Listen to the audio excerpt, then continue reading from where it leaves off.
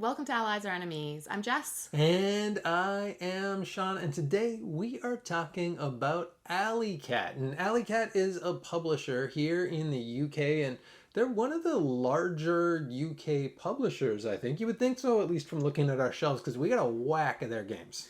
And as you are aware, a whack is about 7 or 8 officially, I Yeah, a think, metric whack. which is how many Alley Cat games we have. And some of these were given to us by the publisher, but most of these we picked up ourselves. Yeah, so we thought, you know what, let's just lump them all together and let's chat about them. So let's get going.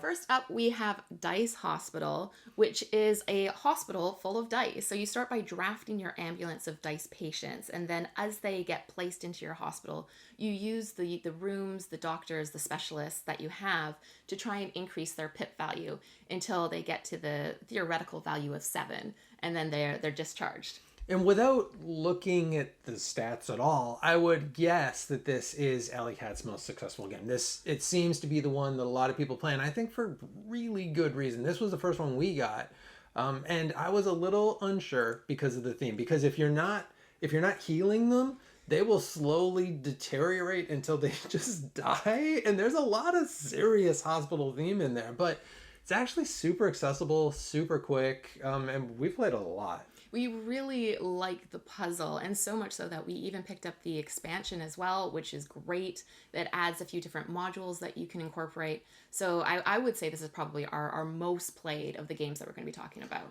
Yeah, and that expansion is that it's got a maternity ward in it, and then it also has this like city where you've got ambulances that drive around, and then there's like a business one that we don't use as much as the other two.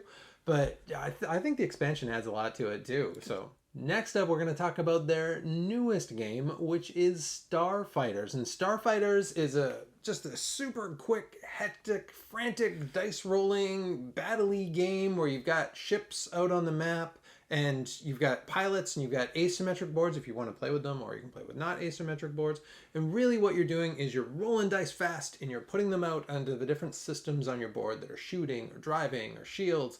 And then whoever does it fastest yells fire. Although I always yell the wrong thing. Yes, I always yell drive. I just want to get away. And then you go through and you do the things and you act out the battle.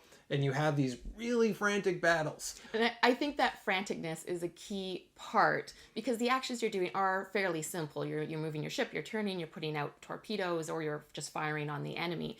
But it's being able to pick up those dice, place them in the action slots, and then decide that you have enough to do on that turn.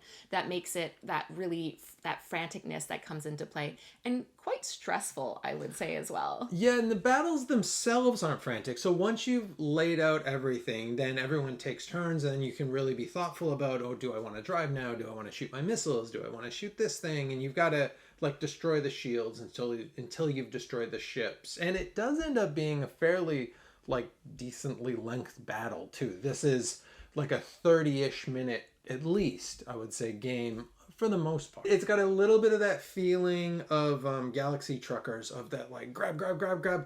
Okay, well, what do I actually have here? Oh no, I did not think that out. I will say, for me, it makes me too anxious. I think I would be hilarious to watch playing this, but inside I'm like, oh. The dice rolling, my motor functions stopped working. It's not a fit personally, but I know when we were at AirCon, we were talking to people about it, and other folks were really into this one. Yeah, I think if your group likes combat games and likes that kind of almost push your luck of like, yeah. I think I have enough, I'm just going to call it. And that stress, it would be a really great fit. But I'm not a big fan of combat games, and you're not a big fan of dice rolling. Yeah. And maybe it shines better at more players as well. Next up is Tungaru, which is a beautiful looking game with art by Andrew Bosley. And you are going around different islands, and you're using dice as well as people that you place and cards for your actions to collect up different resources and then be able to fulfill goals that are located all throughout the board. So you are continually moving around. But one of the interesting things about what resources you get and the actions that you do is the card that you play then moves to the next person. So it means that you can't necessarily do the same action twice unless they happen to also choose that card, and then you'll get it back again. That's a really cool mechanic too, because it also, like, it means that now they get to do whatever action you did, but it also means I know some of the stuff that Jess wants to do and that she wants to chain. So she can play that once and she's never getting that card You've back. done that to me before.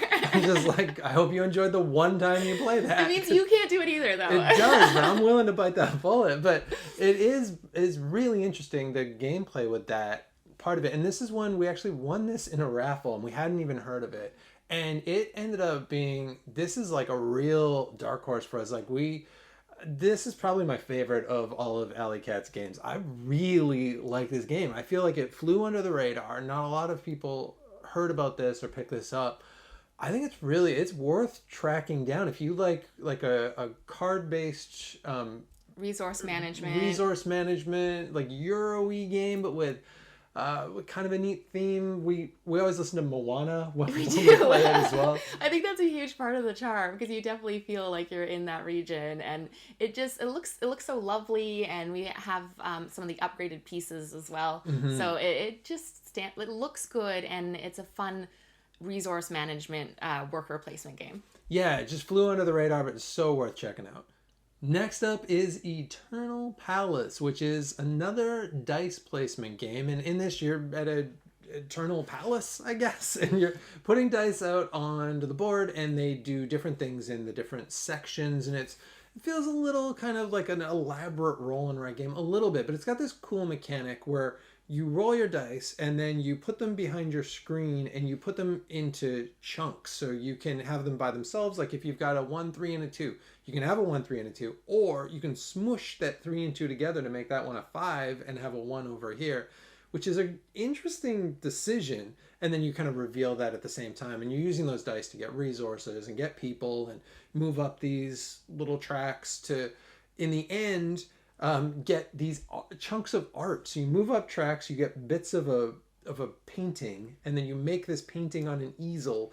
That's a really interesting way of like representing the scoring in the game. Yeah, and it is the fact that you have to use most actions more than once to be able to get to the level where you then get the artwork for it. So that is an interesting balance of wanting to be able to get to the resources and go there first, because you have to pay more if somebody else is already there, and then get the bonus of being able to complete your artwork, because on top of that is if you have consecutive numbers for the artwork, you get more points as well. Yeah, and I will say there were some, like, I don't love the icons in this. I wish it was a little bit more combo-y.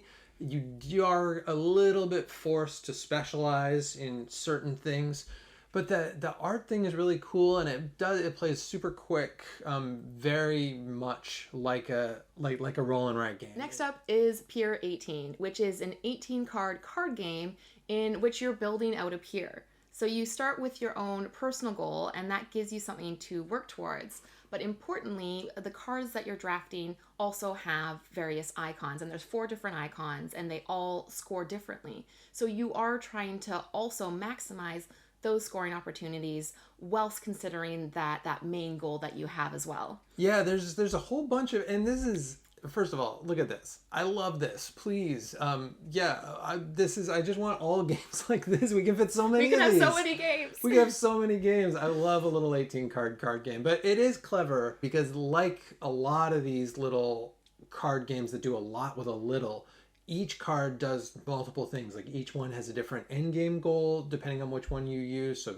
18 different end game goals.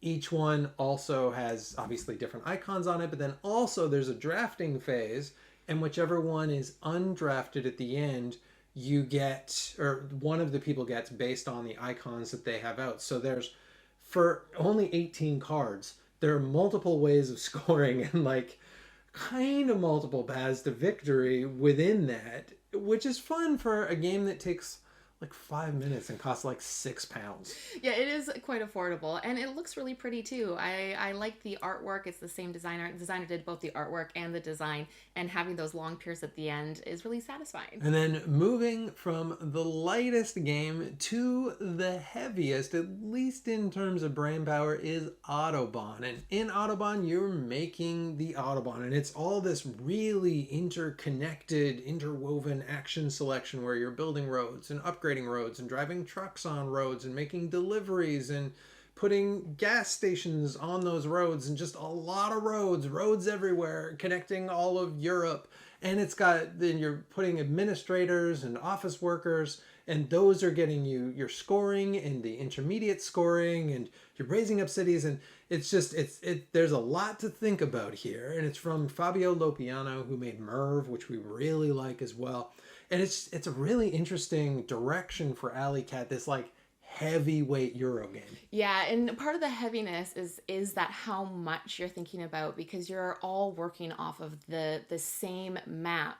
So part of that is whatever you're building might leave opportunities for other people to maximize on the scoring conditions, but alternatively, it's not a take that, because you're giving people chances to do things. And so I'm keen to put my service stations out, because I'll get a bonus when Sean drives by, or when I see he builds that road. I think, great, now I can make this delivery. So every time you're also a little bit invested in what the other person's doing, because that might open things up for what you're going to do. So I feel like you're engaged the whole time. Yeah, you're very invested. And there's a lot of times where it's like, I am not going to play this road because I know Jess is going to play that next road, and that's going to get her this great bonus, and it's going to let her drive her truck in. And I can already see the chain of events it's going to lead to if I do this, which is really cool. It has this real kind of chess match feel to it for sure. I will say some of the bits are a little bit fiddly, and the scoring is a little bit mathy, so you got to be okay with that. But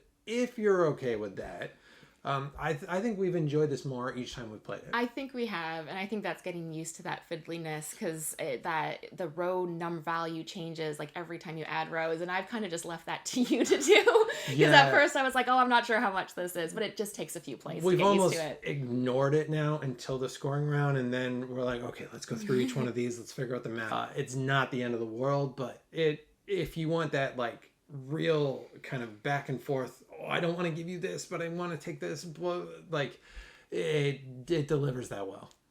Next up is Dice Theme Park, and very similarly to Dice Hospital, at the beginning of each round you draft your dice, but these dice are going to be visiting your amusement park that you're building out. Each round you get more tiles to add, and as the people, which are the dice, experience the ride, then they get a little bit more bored, and their pip value decreases until it gets so low that they are bored of your park and they leave. What is interesting to the puzzle is once they have been activated, one of them is able to move along to the next. So you can kind of do one ride, and then this one moves here, and then it gets another ride, and then you get these combos that go on and on and on as each different tile gets activated. It is an interesting puzzle how you're trying to get the dice. You're trying to kind of plan out if this one is going to move to here, then it can change to this color, and then I can add a pip, and then it can move to this next one, and then it will set off that ride.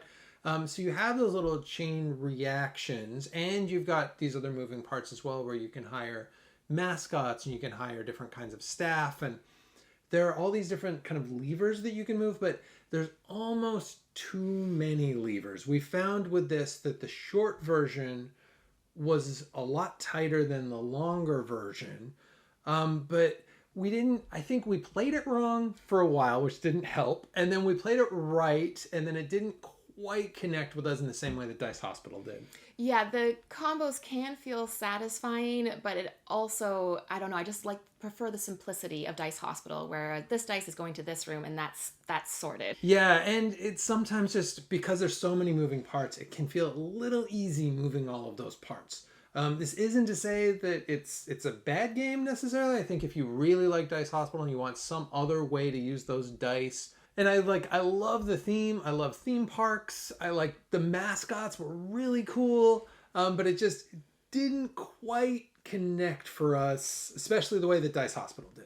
Finally, we're going to talk about Chocolate Factory. in which you're building a chocolate factory. And as you're doing this, you are activating different machines to pump out chocolates. But the neat thing is, those chocolates are all going along a conveyor belt that will always move forward throughout your factory. And you are adding different machineries to be able to convert the chocolate to different types. So you might start off with a really basic chocolate, but then you hope to get little sticks of chocolate or really fancy wrapped chocolates as you go. And your goal for this is to try and fulfill the different orders from the various stores, as well as keep an eye on the overarching game goals as well. Yeah, there's goals. So it's like, what store am I delivering it to? What order am I doing? Also, what do the individual chocolates score, I think? And also, how much coal am I getting from the things? Because you're also drafting at the beginning of the round. You're drafting equipment as well as helpers. And you're doing all of this. It keeps on rolling.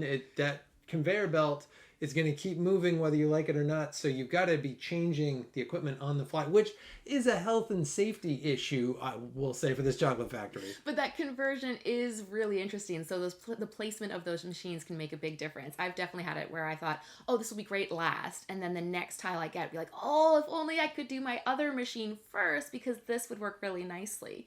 But I like playing against Sean because he is okay with doing the store orders. But when it comes to the overarching goals... The goal... Yeah, she likes playing... So she likes playing with Sean because she always wins. Because you are much better at goals than me. Because Jess, she sees a bunch of goals and she's like, great, I'm going to do that. That is all I'm doing. She tunnel visions those goals. I'm like, I'll get to those goals. I'll do some stuff. I'll set it up. And then we'll circle back to those goals a little bit later on. And then by the time I'm thinking about the goals, Jess has already just wasted me at all of them. But it is that fun puzzle of whether to do those orders, but keeping track of the larger picture. And that all influences who you're going to pick. The tricky with this one, though, is every time we play it, I always want to have chocolate. Yeah, you really...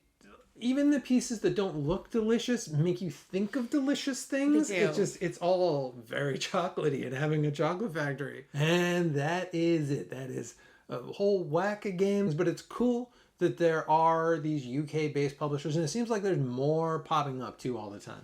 Yeah, and this isn't every single Alley Cat game. It's maybe about half of them. There's a whole chunk that we haven't ever played either. So if you've played any of those, do let us know in the comments. As usual, please like, subscribe, and hopefully we'll see you for another game.